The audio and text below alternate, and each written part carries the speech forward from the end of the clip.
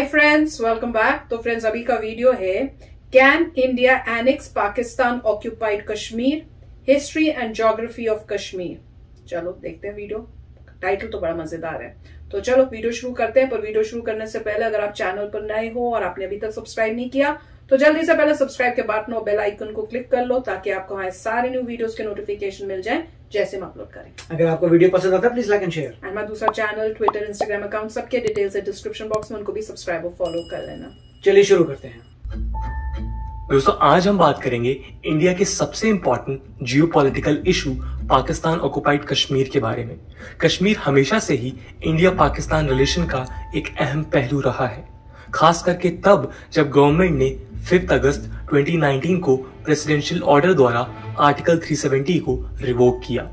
Article 370 द्वारा Jammu and Kashmir को special status या लिमिटेड ऑटोनॉमी दी गई थी। पीओके जम्मू एंड कश्मीर का वो पार्ट है जो पाकिस्तान ने 1947 में वायलेंटली एनेक्स किया था। तब से इस एरिया को इंडिया द्वारा पीओके यानी पाकिस्तान ऑक्युपाइड कश्मीर कहा जाता है। 2.22 लाख स्क्वायर किलोमीटर में फैले जम्मू एंड कश्मीर पर 30% यानी 78,104 स्क्वायर किलोमीटर पाकिस्तान के अंडर है। 10% एरियाज यानी 37,555 स्क्वायर किलोमीटर चाइना के अंडर है और 60% एरिया इंडिया के अंडर है। आइए आज हम इस वीडियो के माध्यम से पीओके इशू के हिस्ट्री पर नजर डालते हैं और जानते हैं कि इंडिया का इस पर स्टैंड क्या है और क्यों इंडिया पीओके को वापस नहीं ले पाया। इसी के साथ हम ये भी जानेंगे कि क्या इंडिया पीओके को एनेक्स कर सकता है। हम इसके इम्प्लीकेशंस और इंडिया के पास अवेलेबल ऑप्शंस की भी बात करेंगे। नमस्कार दोस्तों, मेरा नाम है आदर्श और स्वागत है आपका स्टडी आईक्यू में। पाकिस्तान ऑक्युपाइड कश्मीर एक ऑटोनमस टेरिटरी है जिसे पाकिस्तान ने 2 पार्ट्स में डिवाइड किया है। पहला है पाकिस्तान कंट्रोल्ड कश्मीर और दूसरा है गिलगिट बाल्टिस्तान। दोनों ही रीजन्स इंडिया के जम्मू एंड कश्मीर के एक्सटेंशंस हैं। पाकिस्तान कंट्रोल्ड कश्मीर 10 डिस्ट्रिक्ट्स में डिवाइडेड है। मुजफ्फराबाद इस रीजन का कैपिटल है जो झेलम रिवर की ट्रिब्यूटरी नीलम, जिसे इंडिया में किशनगंगा कहा जाता है, पर स्थित है।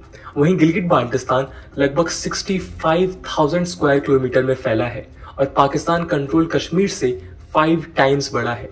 गिलगिट बाल्टिस्तान फिलहाल 3 एडमिनिस्ट्रेटिव डिवीजन्स और 10 डिस्ट्रिक्ट्स में डिवाइडेड है। यहाँ पर 50 से ज्यादा 7,000 मीटर एंड अबव वाले माउंटेन पीक्स हैं और वर्ल्ड के 3 longest glaciers outside polar regions पाए जाते हैं। 1947 में इंडिया के पार्टीशन के दौरान ब्रिटिश गवर्नमेंट ने अपनी पैरामाउंसी अबेंडन की। प्रिंसली स्टेट्स को 3 ऑप्शन दिए गए, इंडिया या पाकिस्तान ज्वाइन करें या फिर इंडिपेंडेंट रहे। जम्मू एंड कश्मीर के रूलर और वहां की पॉपुलेशन के बीच और जम्मू एंड कश्मीर का एक्सेशन कहां होना चाहिए इस पर काफी कॉन्फ्लिक्ट्स थे और कौन कहां जाना चाहता है इसको लेकर भी काफी विवाद थे। कुछ हिस्टोरियंस के अनुसार महाराजा हरि सिंह ने पीजेंट्स पर प्यूनिटिव टैक्सेस इंपोज करना शुरू किया था। इस टैक्स के खिलाफ लोकल रिवॉल्ट हुआ पर एडमिनिस्ट्रेशन ने उसे ब्रूटली सप्रेस किया। एडमिनिस्ट्रेशन के हाई हैंडेडनेस के कारण पूंछ में जो वेस्ट पंजाब के रावलपिंडी डिवीजन को बॉर्डर करता है वहां अपराइजिंग शुरू हो गई। उन्होंने ऑलमोस्ट पूरा डिस्ट्रिक्ट कंट्रोल कर लिया और अक्टूबर 3, 1947 को रावलपिंडी में प्रोविजनल गवर्नमेंट स्टैब्लिश किया। अक्टूबर 21 को एक अहम घटना घटी। नॉर्थ वेस्ट फ्रंटियर प्रोविंस के पाश्तून ट्राइब्स पाकिस्तान के सपोर्ट से जम्मू एंड कश्मीर को एनेक्स करने के लिए घुसे। उन्होंने मुजफ्फराबाद और बारामूला को कैप्चर किया जो श्रीनगर से सिर्फ 32 किलोमीटर पर था। अक्टूबर 24 को महाराजा ने उस वक्त के होम मिनिस्टर सरदार वल्लभ भाई पटेल से मिलिट्री असिस्टेंस मांगी। पटेल ने रिस्पॉन्ड करते हुए कहा कि इंडिया उनकी मदद नहीं कर सकता जब तक वो इंडिया में एक्सीड नहीं करते। अक्टूबर 26 को महाराजा हरि सिंह ने इंस्ट्रूमेंट ऑफ एक्सेशन साइन कर दिया और जम्मू एंड कश्मीर को ऑफिशियली इंडिया में एक्सीड कर दिया। इंडिया को डिफेंस, एक्सटर्नल अफेयर्स और कम्युनिकेशन हैंडओवर किया गया। इंडिया ने इमीडिएटली ट्रूप्स श्रीनगर भेजी और इंडिया पाकिस्तान में जंग छिड़ गई और इंडियन फोर्सेस ने पाकिस्तानी सपोर्टेड फोर्सेस को बैकफुट पर ला दिया। 1 जनवरी 1948 को Indian prime minister Jawaharlal Nehru ने जम्मू एंड कश्मीर इशू को यूनाइटेड स्टेट्स में रेस किया। अप्रैल 1948 में यूनाइटेड नेशंस ने रेजोल्यूशन 47 पास किया। इस रेजोल्यूशन द्वारा पाकिस्तानी ट्रूप्स को जम्मू एंड कश्मीर से विड्रॉ करने के लिए कहा गया। सब्सिक्वेंटली इंडिया को मिनिमम ट्रूप्स का आदेश दिया गया और विड्रॉ के बाद प्लेबिसाइट होल्ड करने के लिए कहा गया। आपको बता दें कि प्लेबिसाइट उस प्रक्रिया को कहा जाता है जहां वोट्स के जरिए लोगों का किसी इंपॉर्टेंट चीज पर ओपिनियन लिया जाता है, लेकिन पाकिस्तान के नॉन विड्रॉल के कारण प्लेबिसाइट कभी हुआ ही नहीं। फाइनली 1949 में कराची एग्रीमेंट द्वारा सीज फायर लाइन एस्टैब्लिश हुआ और दोनों साइड्स ने अपना एग्जिस्टिंग पोजीशन मेंटेन किया, जो रफली modern day line of control से मैच करता है। कुछ सालों बाद 1963 में सिनो पाकिस्तान एग्रीमेंट के तहत पाकिस्तान ने 5000 स्क्वायर किलोमीटर के ट्रांस काराकोरम ट्रैक्ट या शाशगम ट्रैक्ट को चाइना को गिफ्ट किया। गिलगिट बाल्टिस्तान के नॉर्थ वेस्ट में लोकेटेड शाशगम अब चाइना के शिनजियांग उइगुर ऑटोनॉमस रीजन का पार्ट बन गया है। इसके बाद 1972 में शिमला एग्रीमेंट द्वारा सीज फायर लाइन को officially line of control designate किया गया और दोनों कंट्रीज ने कश्मीर डिस्प्यूट बायलैटरली सॉल्व करने का डिसीजन लिया। फरवरी 22, 1994 को इंडियन पार्लियामेंट ने एक रेजोल्यूशन पास किया। State of Jammu and Kashmir has been, is and shall be an integral part of India. इसी के साथ इंडिया ने डिमांड किया कि Pakistan illegally occupied territories vacate कर दे। सितंबर 26, 2020 को यूएन जनरल असेंबली में इंडिया ने यही स्टैंड रिट्रेट किया और अपना फिजिकल ज्यूरिसडिक्शन एक्सटेंड करने की बात की। लेकिन रिसेंटली पाकिस्तान ने गिलगिट बाल्टिस्तान को प्रोविजनल 5th प्रोविंस डिक्लेयर किया। ये यूएन रेजोल्यूशंस कराची एग्रीमेंट और शिमला एग्रीमेंट दोनों को वायलेट करता है।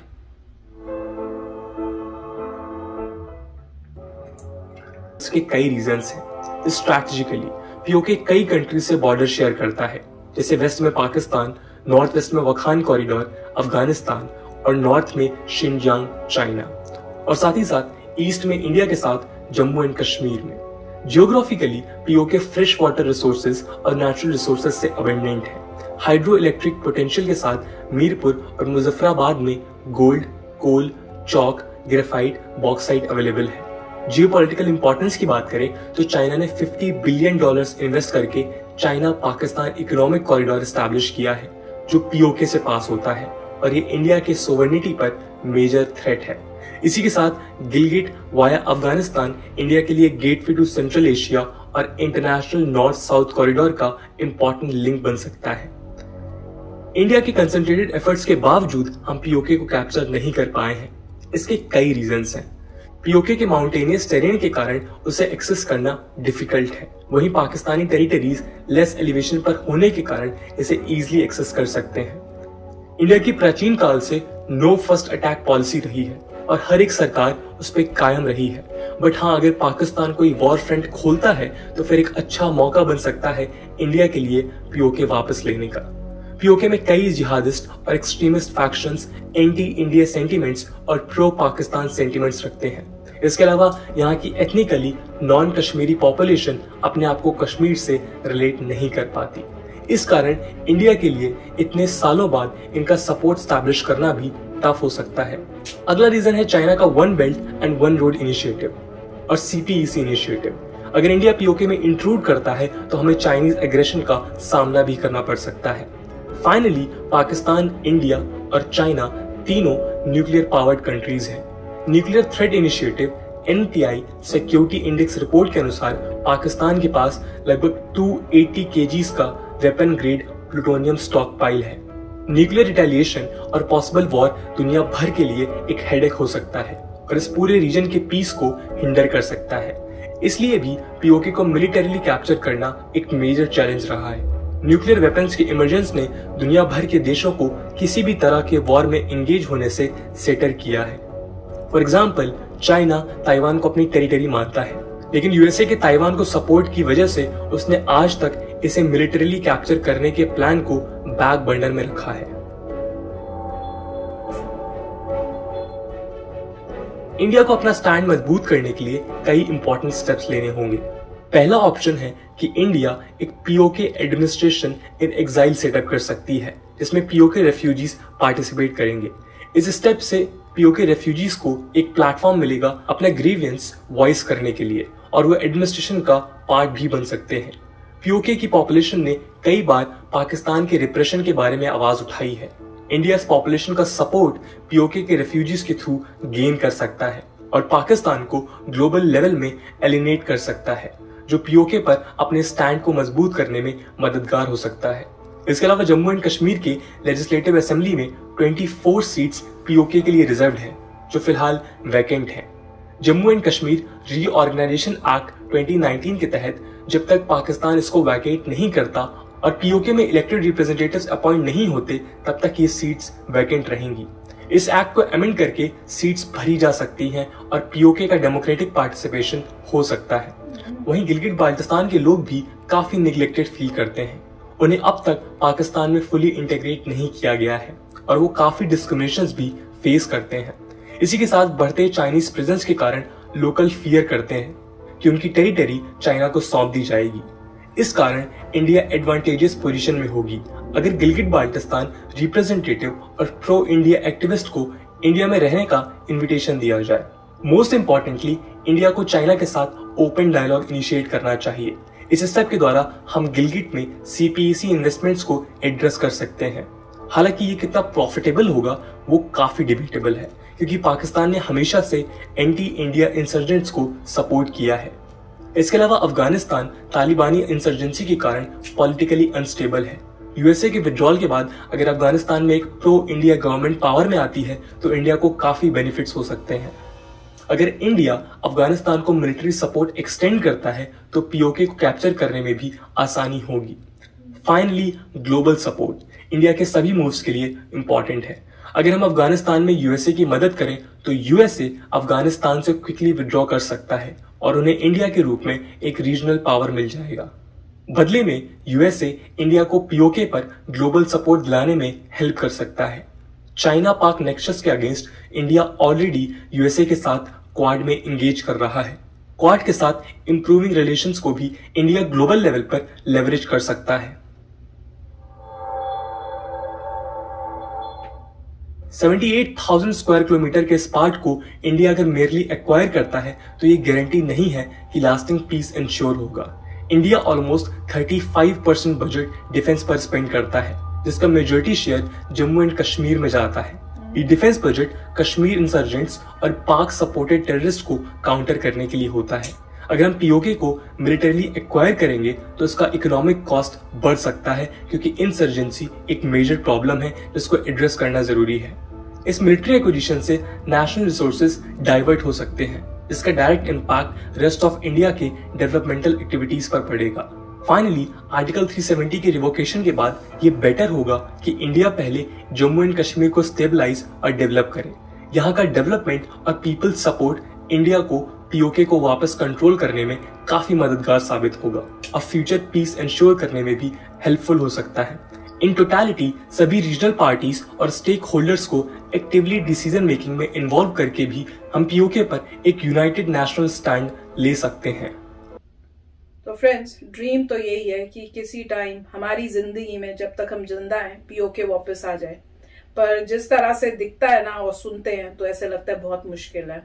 पर यही फिर उसके बाद पता है होप क्या आती है? फिर आती है पहले जम्मू कश्मीर का लगता था प्रॉब्लम्स कि 370 नहीं हट सकता, वो ही रहेगा, पर वो हट गया। तो उसको फिर सोच के लगता है कि कुछ भी पॉसिबल है, होप नहीं दे, मतलब अपनी होप मत छोड़ो। तो फिर मेरे को लगा कि इस वीडियो को देखते देखते नहीं हो भी सकता है, डोंट गिव अप। पर दिल तो हमेशा यही है कि वापस आए। और गुस्सा आता है कि जब वो फर्स्ट टाइम जब वो वहां से उन्होंने छीना, उसी टाइम बहुत स्ट्रॉन्ग स्टेप्स लेके शोर मचा के पूरा इतना करके दम पूरा लगा के अगर ले लेते तो अब इतने सालों बाद हमें ये प्रॉब्लम नहीं होती। क्योंकि अब इतना टाइम हो गया है कि सब लोगों की, वहां के जो लोग हैं उनका सोचने का ढंग, जैसे बता रहे हैं, उनकी जो सेंटिमेंट्स, उनको इतना ब्रेन वॉश कर दिया गया है कि अब वो उनका सपोर्ट भी नहीं है। कई वहां पे बैठे हुए हैं जो आना ही नहीं चाहते, उनको लगता होगा कि हम उसी पार्ट के हैं, वहां पे इतने मिलिटेंट्स हो गए, तो बहुत मुश्किल हो गया ऐसे लगता है। पर होप अभी भी है और दिल तो अभी भी यही कहता है। राइट, तो अच्छा वीडियो था, काफी अच्छे ऑप्शंस थे इसमें कि कैसे आप ले सकते हैं, और जो भी मतलब मेथोडोलॉजी है वो सारी एक ही है, सेम मेथोडोलॉजी जो इजराइल यूज कर रहा है अपनी टेरिटरी इंक्रीज करने के लिए, सेम मेथोडोलॉजी। उसके लिए मेरे ख्याल से जितने भी स्ट्रेटेजिक थिंक टैंक हैं उनको पता है ऑलरेडी कि क्या स्ट्रेटेजी है, सेम जो इजराइल में थी इजराइल में क्या स्ट्रेटेजी थी कि हमास अटैक करता है तो आप जाते हैं और हमास का एरिया ले लेते हैं, पर इंडिया ने अभी तक किया नहीं। तो नहीं, अभी इसीलिए ये यहाँ पे क्या स्ट्रेटेजी है जो इन्होंने भी थोड़ा सा टच बेस किया था कि अगर पाकिस्तान अटैक करता है इंडिया को तो पीओके चले जाएगा। आप अटैक करके नहीं ले सकते, क्योंकि आप अटैक करेंगे तो आप अटैकर हैं, फिर इमीडिएटली चाइना बीच में आ जाएगा, फिर यूएसए बीच में आ जाएगा, फिर पूरी कबाड़ा हो जाएगा, फिर न्यूक्लियर वॉर भी हो सकती है। वो डिस्ट्रक्शन वाली बात है, क्योंकि आप अटैक करके जबरदस्ती से किसी को ले रहे हैं। मगर अगर वो लोग आप पे अटैक करते हैं तो आप बोलेंगे तुमने मेरे पे अटैक किया है, मैं रिस्पॉन्ड कर रहा हूं, और इस रिस्पॉन्स में जो तुमने पहले लिया था वापस ले रहा हूं। तुमने अटैक किया, मैंने नहीं अटैक किया, तुम एग्रेसर हो, तुमने मुझ पे अटैक किया, अब मेरा रिस्पॉन्स देखो, और मेरे रिस्पॉन्स में वो आ जाएगा।